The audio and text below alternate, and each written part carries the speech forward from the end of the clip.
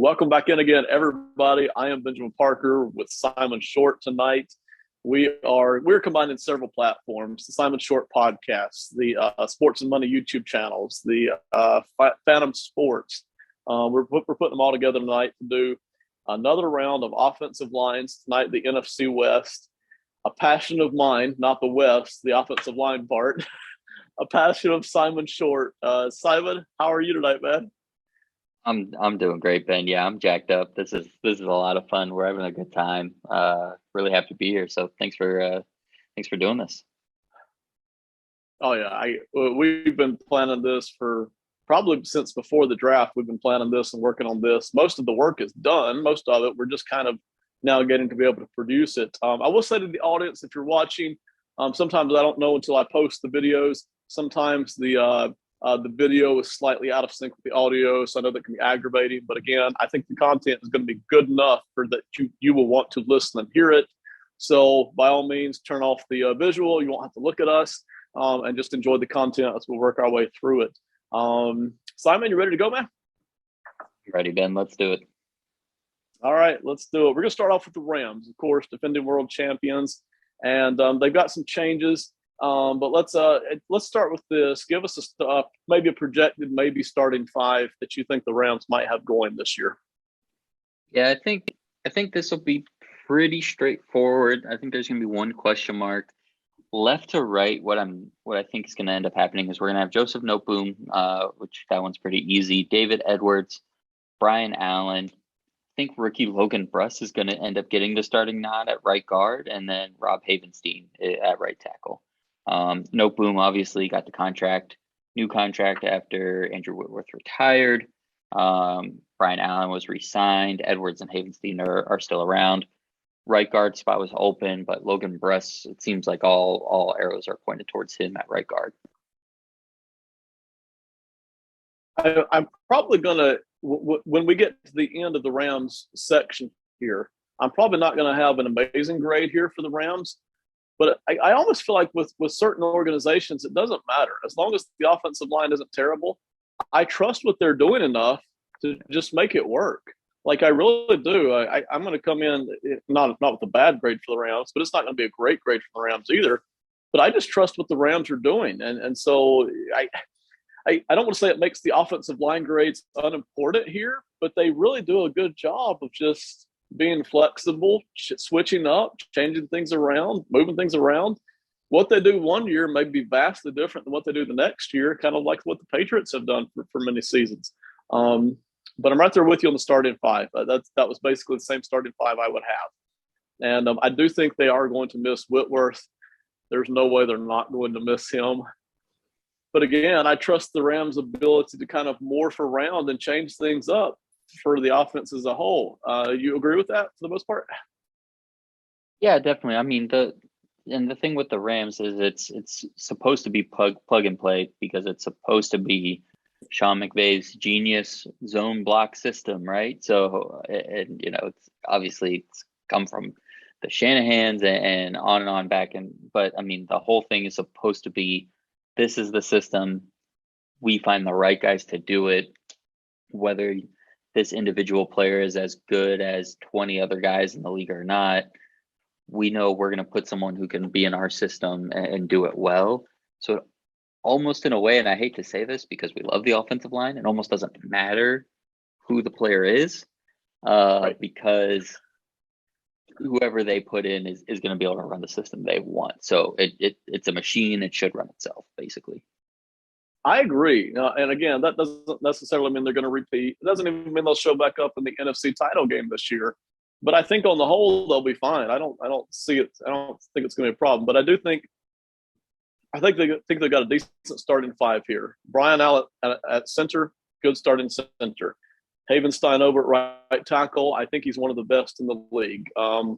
Maybe not, perhaps not dominant, but he's just really, really good over there at right tackle. David Edwards, I think, can hold down that starting spot just fine. Joseph Noteboom, we've had enough glimpses of him. I think they'll be pretty good decent over there at left tackle.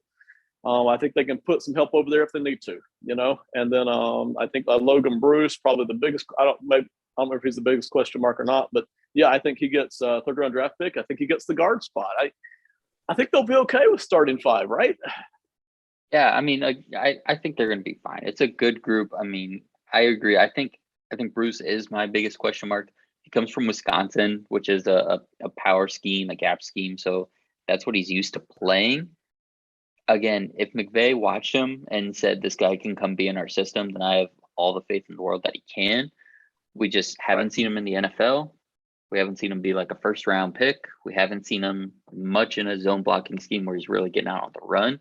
That's the question. But he's going to be between Brian Allen, who you mentioned is a good center and he's good in this scheme. And I think even for a center in a zone scheme, he brings a lot of toughness, a good anchor that you see others in the scheme struggle with.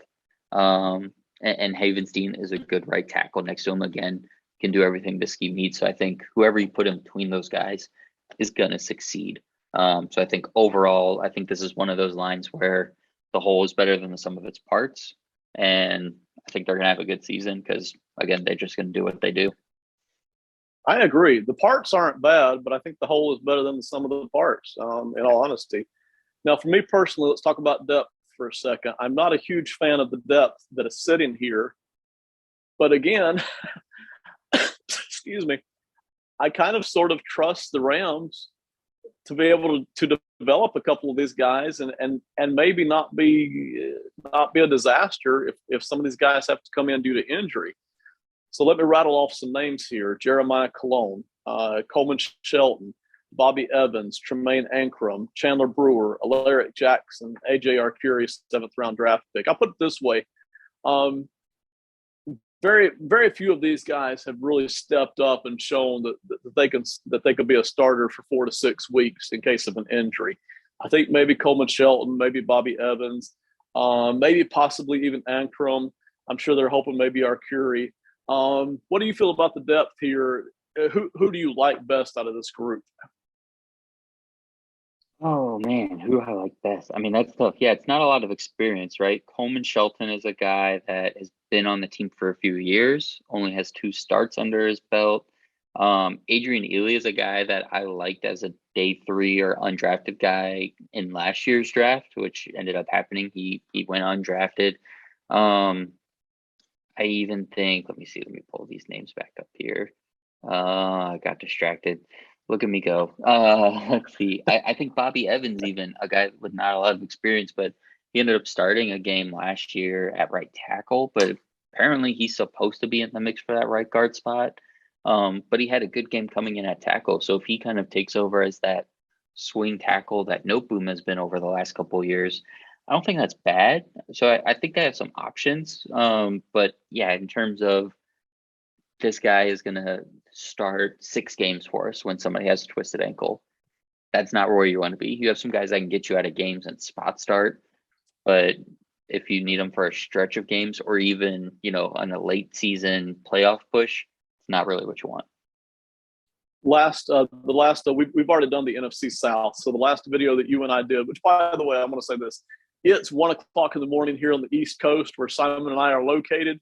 We're doing it because we love it. But if in 20 minutes we start, rattling out of our brains and not making any sense, that's why, because it's 1:00 in the morning here on the East Coast.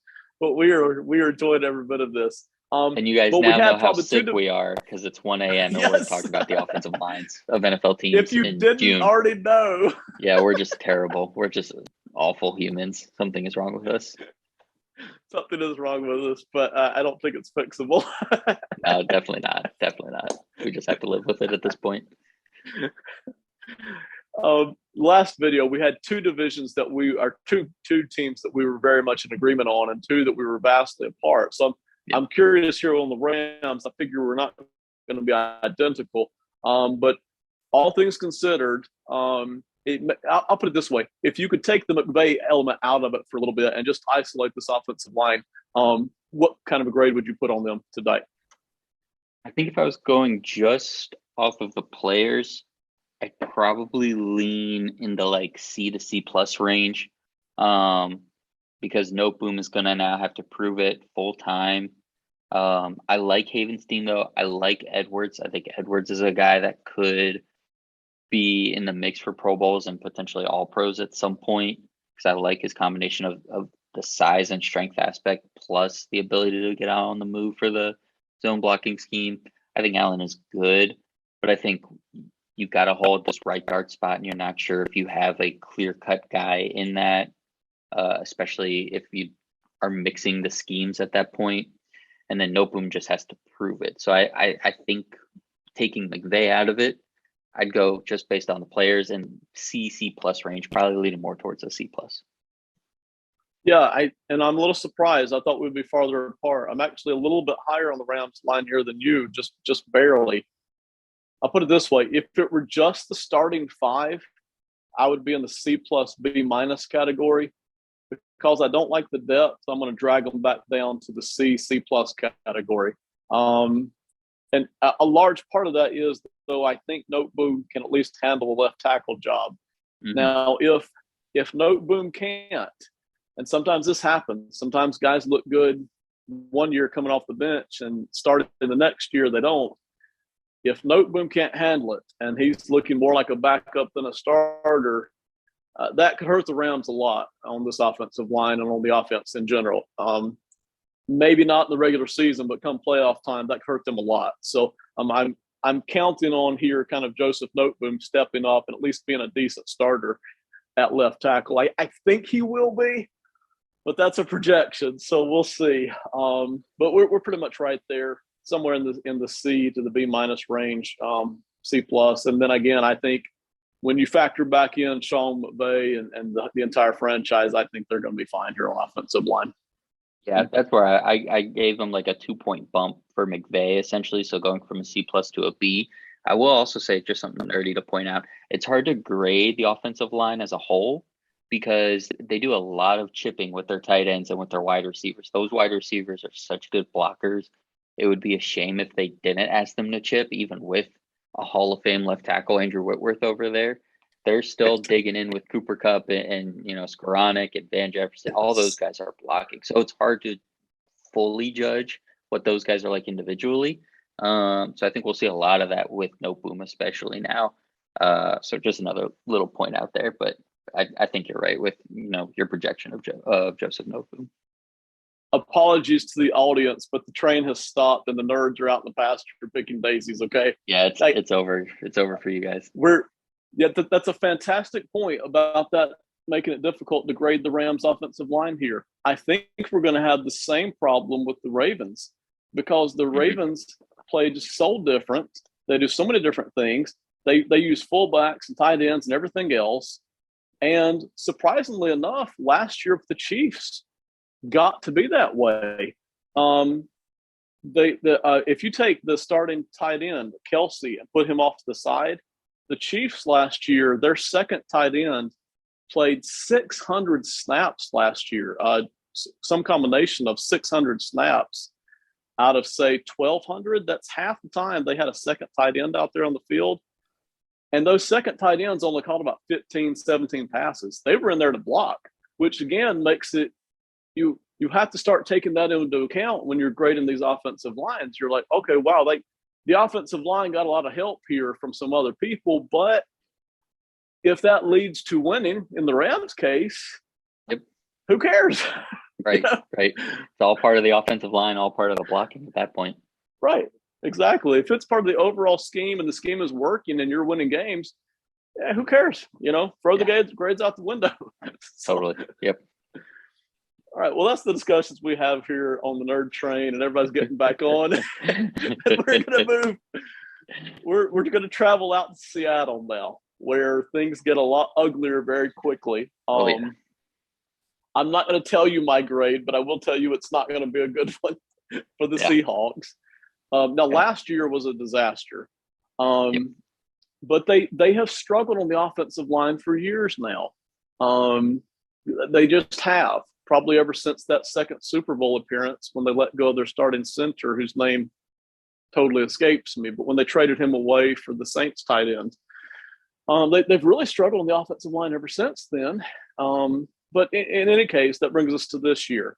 I think this might be the most I want to say the most. This is one of the most difficult lines to probably pull a starting five out of. But I'm curious to see what you got. So give us the starting five, maybe for Seattle this year. Yeah, so left to right, the way I'm going to put it right now is Charles Cross, Damian Lewis. I'm actually going to stick Kyle Fuller back in there as of now at center, Gabe Jackson, and then I think the rookie Abraham Lucas is going to end up getting that right tackle job. Now, he's going to be competing with Jake Curhan, who wound up getting a lot of starts last year at right tackle. And then at center, Austin Blythe is obviously a veteran with a lot of center experience who the Seahawks have brought in. Depending on where you look, depending on what you read, those are the two guys, Fuller and Blythe, are competing for that job. I think Fuller right now, just being the incumbent player, probably has the leg up, despite the fact that the team didn't pick up his restricted tender going into the offseason, but they did bring him back. If they were so sure that Blythe was going to be the guy, they probably wouldn't bother bringing Fuller back in, even though, again, he got benched last year. So either way, considering Blythe didn't play nearly at all last year, I think he had a handful of maybe some special team snaps. You're not looking at a great option at center either way. So Cross Lewis from the left side, take your pick of Fuller and Blythe at center, Jackson at right guard. Probably Abraham Lucas at right tackle, but Jake Curhan's trying to keep that spot for himself. You surprised me at center with Austin Blythe not starting, but in all the other cases, you basically picked the starting five that I would have, and what you said there at center makes perfect sense. So at center, Austin Blythe, who he's okay starting center, but he's in that upgradable category. Would it surprise us if Kyle Fuller was the starter at center? No, it wouldn't. Charles Cross and Abraham Lucas, drafted in the first and third rounds, probably both starting at both tackle spots, probably week one. And they may not be ready week one, to be honest. Charles Cross probably will be. Abraham Lucas might not be. But they're going to be. I think they're going to be starting two starting rookie tackles week one. I really think that's the way that's going to be. Yeah, I agree. And then Gabe Jackson, when healthy, Gabe Jackson's a very good guard. I think he's kind of struggled with the injuries a little bit over the years. But when he's in there, he's pretty good. And then Damian Lewis, I think, is one of those upgradable categories too, but he's not a disaster. So I do think that's your starting five right there. Let's talk about the depth for a second. I'll rattle off some names and then you tell me if anybody looks good. Stone Forsythe, Phil Haynes, Jake Curran, who you mentioned, Pierre Oliver Lestage, and there's probably a couple other guys that they've got in, but there's not a lot of depth here for Seattle. Now at center, they got a couple of guys. We mentioned that. There's not much after that. Stone Forsythe is a decent backup at the swing tackles. So if Cross or Lucas is just really, really, really struggling, maybe you see Forsythe there possibly, getting some snaps. There's not much depth here. There just isn't. This is probably there's several teams who don't have depth. Seattle is one of them. So even though there's questions on the starting five, the depth is pretty bad, which might be why the starting five was easier to pick. There's just not a lot to pick from here. If somebody goes down at center, you'll be okay. If somebody's struggling at tackle, you might bring in somebody else for Forsythe, but he's probably going to struggle at tackle too. Anybody you like here on the depth category other than the center position? Curhan had a nice handful of starts last year in terms of being an undrafted rookie, kind of getting put in under the fire to a bad offensive line, made 5 starts. I like him as a run blocker, but the point of why I think Abraham Lucas is going to end up getting the nod is, even though it is confusing, we talk about like mixing of schemes, right, and how that works. We just did with Russ going to a zone blocking team. Even more simply than that, Seattle's a team that wants to run the football, but then they drafted 2 of the most experienced pass blocking tackles from this past year's draft in Cross and Lucas. So you're then wondering, what are they going to be, pass heavy or run heavy? It's going to be really funny if they're pass heavy after trading Russell Wilson, but you don't know what they're going to favor. So I think Curhan, if they're going to stick to what they know and what they are, which is a running team, he's a nice depth piece. He's a good run blocker. He's not a good pass blocker, though. So if that's the way they're headed, I don't like him quite as much. Yeah, and all that makes sense. I watched a ton of tape on Charles Cross before the draft. I think he'll be. I think he would be decent in a man blocking scheme. I think he would be a whole lot better in a zone blocking scheme. I think he's athletic enough to kind of pull that off. We'll see. Abraham Lucas, I think you're right. I think you're basically right on Lucas as well. Let's talk about an overall grade for Seattle, because I'm going to be really down on this grade myself. But I'm curious to see if you give them any hope or not here for this year.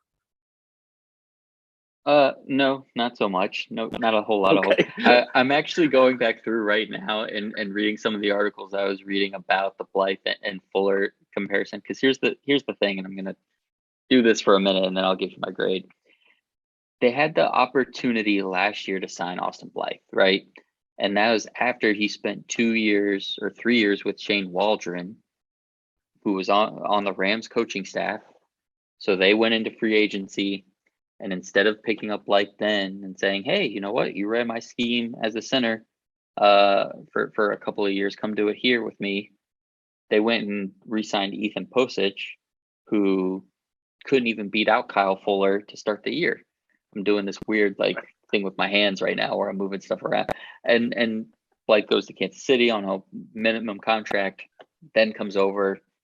That's why I don't think he's going to get it, but we'll see. Anyway, so with that, all that's talking about some centers that probably aren't very good. I have like I'm going to probably, as of right now, I'm going to put them at a D, which I think is lower than I expected to. But I think because I like Cross, I like Lucas, but I don't know how they're going to fit if this team is going to stay as a run team. If this team is going to go to a pass heavy team, that's good for them, but it's not as good for, Gabe Jackson. I think would be fine. He's got a strong anchor. I like his hand usage. I like his punch. I think he'll be fine. Damian Lewis, I think that would do him a disservice because of his athleticism, where he can pull, get to the second level, but he doesn't have as good of an anchor. So I don't think going to a passing scheme would work for him. Either way you go at center, I think you're in bad shape, which is not good, especially if we're going from our Russell Wilson at quarterback to either Geno Smith or Drew Lock. You want a good offensive line for those guys. You want a good center, especially. I don't think they have that. So I think between two rookies potentially starting, a mix of who's good in the pass, who's good in the run, Gabe Jackson's really your only guy that could do either at a high level. I'm going to go at D for this group. If they figure out what their scheme is and the rookies play well, I think it'd go all the way up to a C. But I think with all the uncertainty, it's going to have to be a D grade for me on this one. Me giving them hope would have been giving them a D grade. So my range for them was in the DF category. But the more I looked at all the other offensive lines this year in the NFL, and I don't mean to slam them, I think this is going to be one of the worst offensive lines in football. Now, is there a chance that Cross and Lucas step up week one, season one, and they're ready to go? Yeah, there is. I think that's on the table. Do I think that's going to happen? No, I really don't. Gabe Jackson, there's a chance that he's healthy and he plays very well. And that might happen. I like Gabe Jackson a lot. You mentioned him.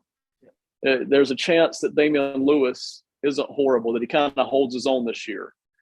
There's a chance that one of those two centers that we talked about extensively, that one of them steps up and does decent.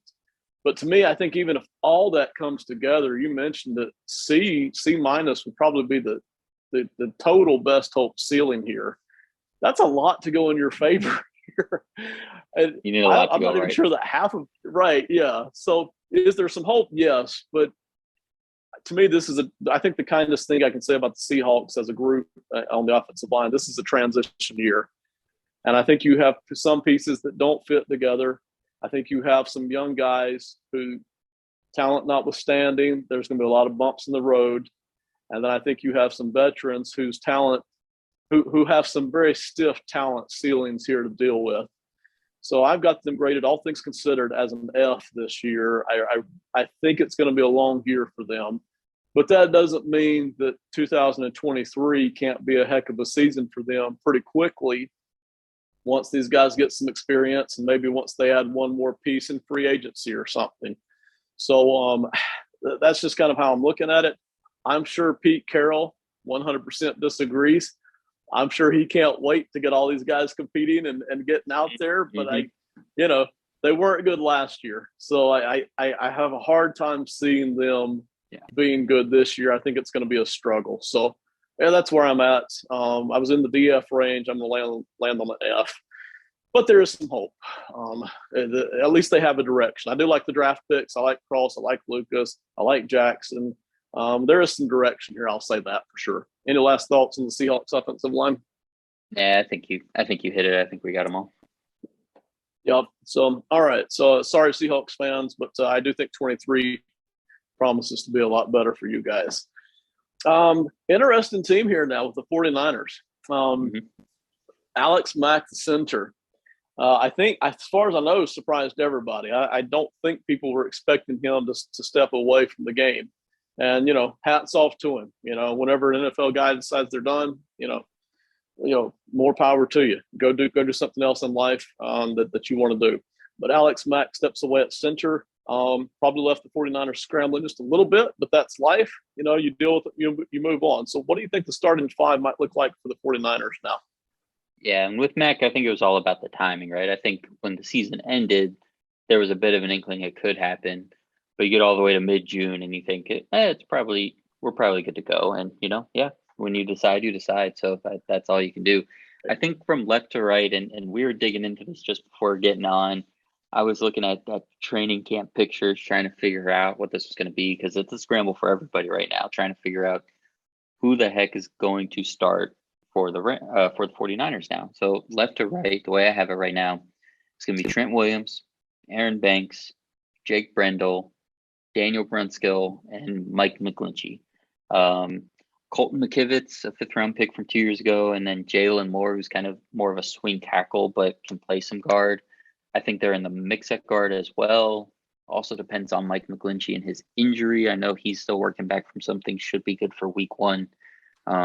In that event, Jalen Moore would start there, but I think he's still in the running for guard as well. But I think Aaron Banks is the guy right now at left guard that has the upper hand. And Brendel, all reports out of minicamp and everything else. He's a bit of a journeyman, hasn't played a whole heck of a lot, but he is a center for sure. Whereas guys like McKivitz or Brunskill are guards that could play some center. I think Brendel's going to get the nod first with Banks and Brunskill on either side of him. I agree. To me, I almost put the 49ers almost in the same category as maybe the Rams and the Ravens and the Steelers and the Patriots, those kind of things. I just trust the organization enough to where even if everything's not perfectly clear about the talent levels or the fit, I really trust the organization to figure it out. And, they might have some bumps in the road, might hurt them come playoff time, but I think by and large, offensive line, they're going to be fine. So no matter what grades I put out here, I'm going to have a decent one for the 49ers. I don't say it doesn't matter, but I trust them to figure this thing out. So yeah. Trent Williams continues to be amazing at left tackle. Maybe I think you're talking Hall of Fame possibly for Trent Williams. He's that good. He's amazing at left tackle. Most of that, not all of. He's better at run blocking than is pass blocking, but he's still good at pass blocking. He's just so incredibly dominant at run blocking, but he's also really good at pass blocking too. Right. He's insane. They've got the questions at center, but I think they'll be fine. I think they'll figure it out. Excuse me for a second. Apologize for that. You mentioned McGlinchey with some of the question marks. I think they'll be fine. Brunskill's not great, but I trust the 49ers. And then you add in Aaron Banks, so I think is going to continue to develop. I think be decent. And I think you mentioned Brendel as well. So there's some gray area parts here, but starting with Trent Williams and trusting the organization. And I don't think you have any disasters here potentially started the offensive line. I think they'll be fine. Once they get to the playoffs, maybe playing the Rams, maybe playing the Packers, maybe playing the Buccaneers. Will they have some trouble? Maybe. Will that keep them from the Super Bowl? Maybe. But overall, here at top 5, I think they'll be fine. Now, let's talk about depth. I actually think they have some potential at depth here. Spencer Burford, rookie, 4th round. Justin Skull, Jalen Moore, who's in his 2nd year, showed some promise. Sam Schlater is there's 3 undrafted rookies here. Sam Schlater, Jason Poe, Donovan West. They bring in Nicholas Zakelj, rookie in the 6th round. Keaton Sutherland, Colton McKivitz, who you mentioned. There's a lot of pieces here, I think, depth-wise, to where I don't think there's a massive drop-off. I don't think once you get past Trent Williams and Mike McGlinchey maybe as starters, those other 3 guys, I don't think they're so dominant that if you bring in somebody else, there's a massive drop-off here. So I actually think, aside from Trent Williams, the 49ers could take several injuries this year at the offensive line spot and still be okay. I still think they're going to do – I think they'll be doing a lot of mixing and matching anyway, I think is what I'm getting at here. Does that make sense? Yeah. Yep. Yeah. We'll see Trent Williams get shifted over to the right side at some point, right? We'll see them pull, a tackle eligible kind of guy over onto the left side. I think that's where we'll see a lot of Jalen Moore. And I think you're right. I think the tackles are definitely what's best in San Fran, including the backup. I think the drop off from, McGlinchey maybe to Jalen Moore isn't too bad because I think Jalen Moore is probably the best guy on that depth piece. I think Donovan West, out of all those undrafted guys, that was a guy that was, at one time projected to be like a 4th or 5th rounder. So, if Brendel struggles, maybe, I think West is going to find a way onto this roster and perhaps maybe not this year, but next year be a guy that could start. And yeah, just, it's a lot of names and a lot of names are good, and a lot of investment you make in the position is, what you like to see. So yeah, you just, love to see all of that. And I think it gives them a layer of protection should anything happen, whether it's here in the off season or late in the regular season or into the playoffs. I agree. I feel like it's a little messy here. I don't think there's a question about that. But I think there's probably 8-9 guys in the mix that if they were on the field, if they had enough time to maybe work it out, I think they're fine here at offensive line, especially considering the way the 49ers play anyway. I think what's happening at quarterback will be a much bigger issue for the 49ers than whatever happens on the offensive line for the most part. What's your grade for the 49ers for this year, all things considered? I think factoring in Shanahan, right? We just talked about McVay. Let's go to the guy he got a lot of it from. I think factoring in Shanahan, I'm not going to go any lower right now than a B-. Obviously, that could be wrong. Brendel could get in there and be bad, and Banks could get in there and be bad. It sounds like he had a tough go in practices and whatnot last year. So you're hopeful, and again, you're hopeful because you assume Shanahan's putting the right guys out there. And yeah, McGlinchey, I like. Brunskill, I like fine for what they do. Trent Williams obviously is just a stud, so that elevates that, and I think they have some depth pieces to go to if Brendel or Banks don't work out. So with all of that, I went as high as a B- for them.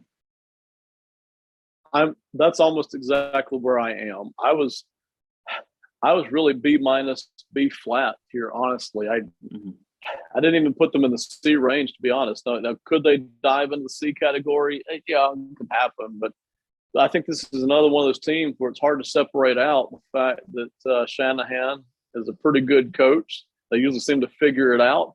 49ers seem like they got a lot of things going right. I think there's enough pieces here to where you can put together a good offensive line.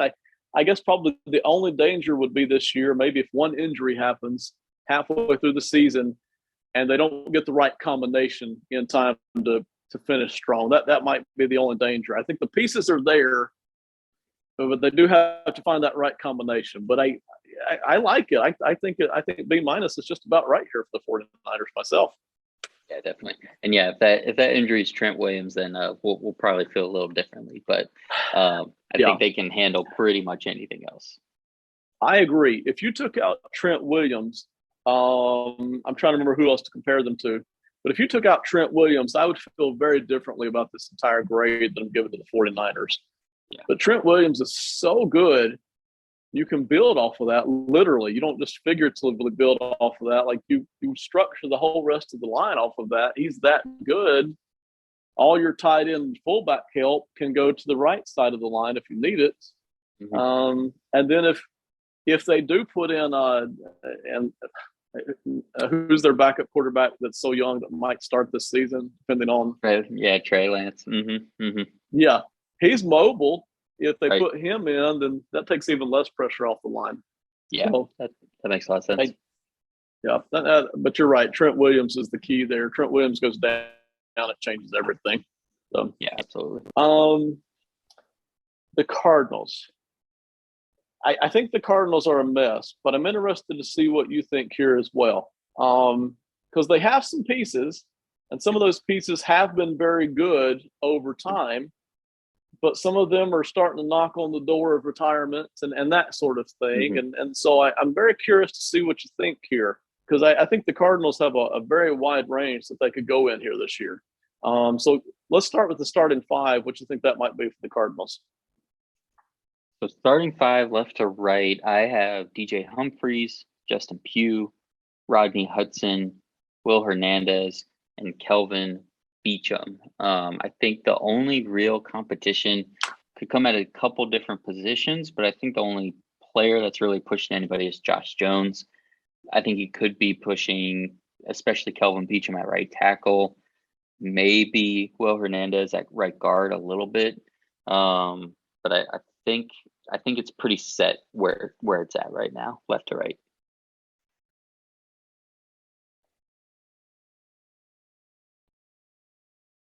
Very good. And I'm sorry, I don't know if it's my Wi-Fi or yours, but we're starting to drag just a little bit on the bandwidth. But we're right at the end here, so we'll keep on pushing through. And I apologize if it's mine. So the starting five, DJ Humphries, I think, is a very solid starting left tackle in this league. I don't think there's any question. Does he have a couple of flaws? Yes, but you can pencil him in at starter at left tackle for most teams in the NFL, and they'd be fine with it. I mean, most teams would be.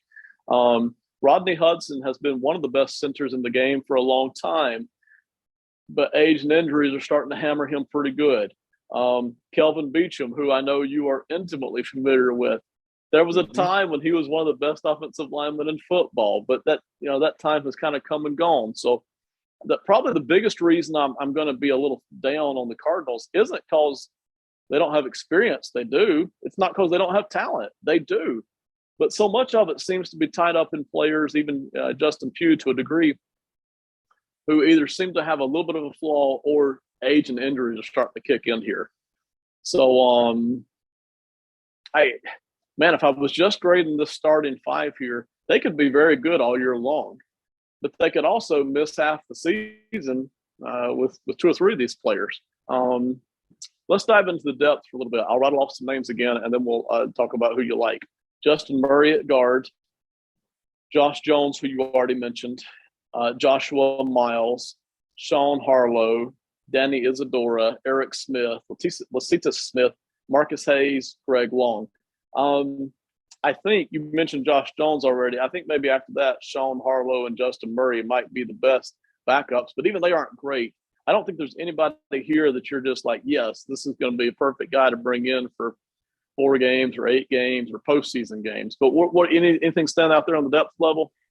Yeah, I mean Josh Jones is really the only one. I think if especially if it's Beachum, if Beachum goes down, or you have to move Beachum somewhere else because he can play guard as well.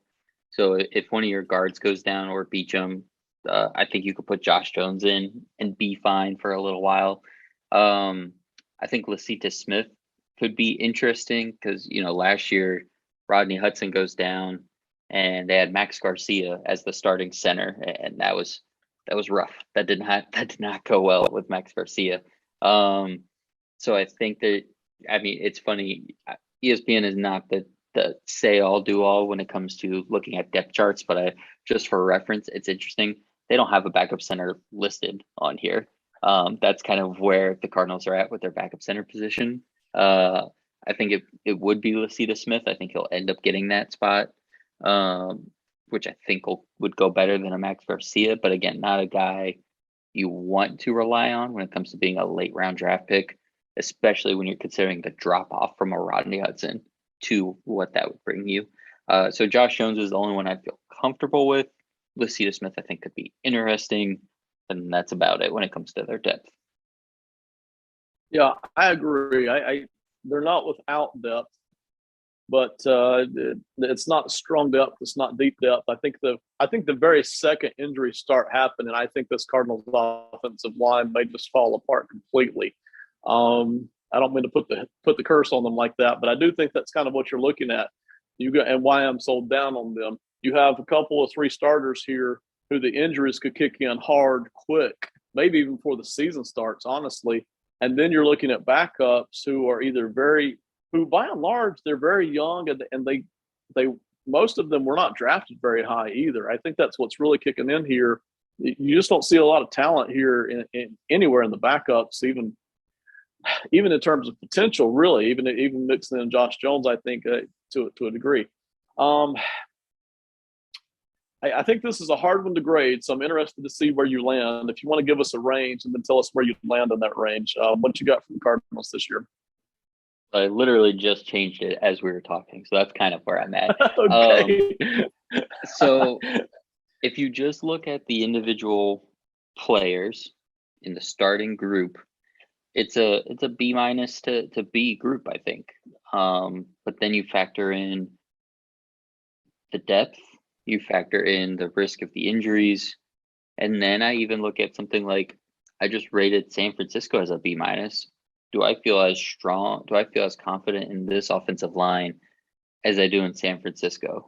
And I'm gonna say no, even though, I mean, he's no Shanahan, but I think the run game over there in Arizona, it's good. It is a good one. I mean, James Conner resurrected his career last year. Chase Edmonds got a contract in Miami.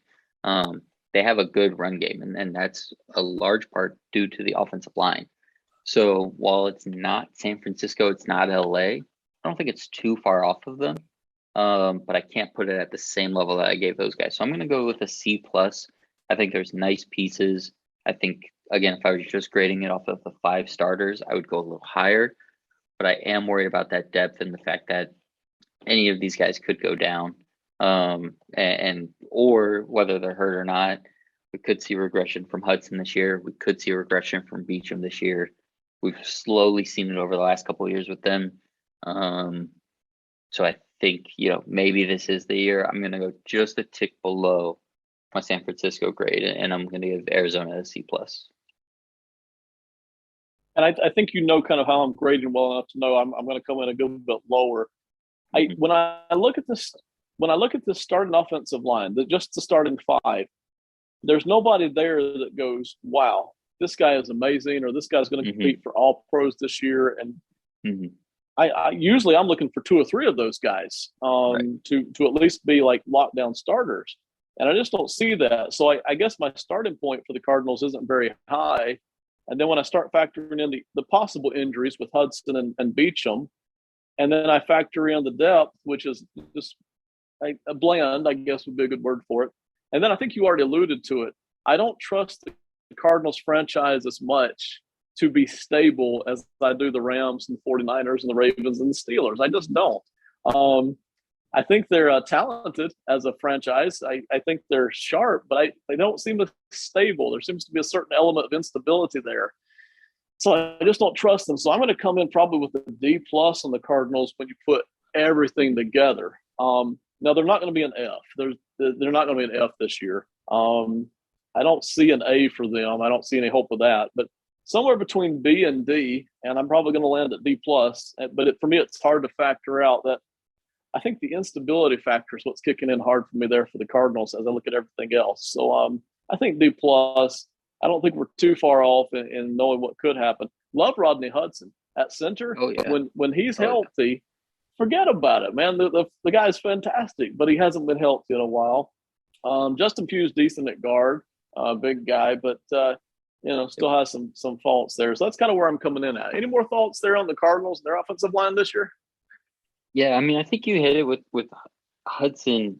What he brings is so much more than even just his game. I mean, we saw last year what he brought to the team, the offense, to Kyler Murray, to Cliff Kingsbury.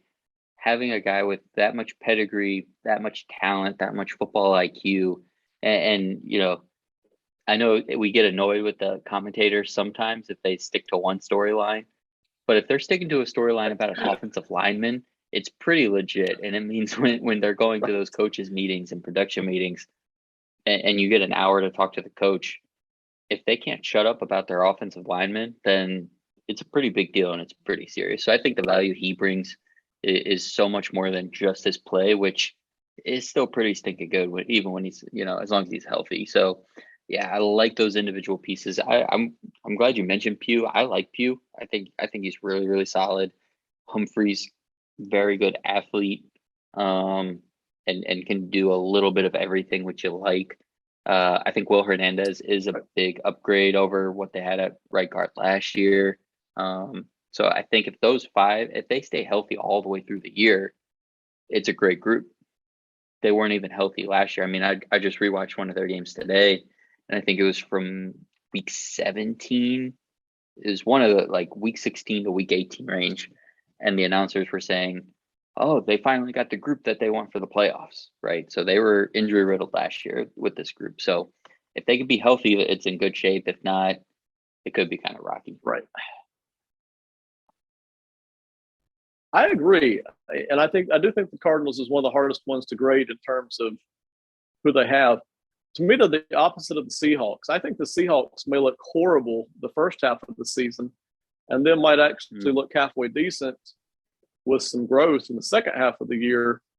The Cardinals could look very good in week one with all these guys back and healthy, but man, if and again the injury factor is higher for them than it is for some of these other teams. You get these injuries starting to just at least hamper you throughout the season, and after Thanksgiving they may really look bad. I think that's definitely on the table for the Cardinals. Let's stop the nerd train for just a minute and let everybody get out and play on the pasture again. Because, by the way, if you're still watching, this is just what we do here. Talking about the way that you would build this Cardinals offensive line, I think if they didn't have so many veterans, maybe if Hudson was starting at center with Austin Blythe as the backup, I would feel a whole lot better about that. I think maybe if Kelvin Benjamin were not the right tackle and maybe they had drafted Abraham Lucas and he was starting at right tackle, I think then I would feel a lot better about it. And I think if over, say, the past 3 or 4 years, they had been drafting offensive linemen in the fifth and sixth round and kind of stockpiling guys who were a little bit more than street free agents, I would feel a little bit better about their depth. They haven't done that. They've kind of gone in some different directions and on different parts of the roster, so I get it. But I would feel a lot better about that kind of a building structure than what they currently have. Yeah, I mean, you can never have enough offensive linemen. So I'm always in the standpoint of like, even if you have a good group and you have a group that's been together, fifth round pick, just throw some more people in there because it only takes one. One offensive lineman doesn't make an offensive line, but one offensive lineman can break an offensive line for sure. Even though we've talked about like the Bucks, right? With Aaron Stinney's going to play left guard, even with the Ryan Jensen and Donovan Smith on either side of him, you could still tank that group, and maybe not to the point if they're the worst offensive line in the league, but if they're banking on being a top 5 group and they're the 15th best line because he's so poor, which isn't going to happen, go Dukes. But if it happens, it can be because of that one guy. Offensive line's about having no weak links, and you just really would like to say, you know what, let's just pick another guy up, pick another guy up, pick another guy up. And yeah, I mean, maybe to them, Josh Jones is that. And maybe that means whoever gets hurt. I mean, the guy started 11 games last year. He's going to be competing for a spot. If they don't have more than one injury at a time, I think they'll be fine. I think you can plug him in anywhere for a game or two. and you can move the pieces around with the rest of the group and be okay. But yeah, like you said, you would really love there to be one or two other guys that they've drafted and built up to really round out this team. I know you're going to agree with me because you love the offensive line, but I'll go ahead and put it out there anyway. I personally think if a team has 7 to 8 draft picks a year, I think they should every single season draft at least one offensive lineman every year. Doesn't have to be in the top 3 rounds. It could be the 4th, 5th round, whatever. Excuse me. And I think basically every second season, every other season, they should mix in a second offensive line draft pick, and it should be a higher pick, one of the first top 100 picks.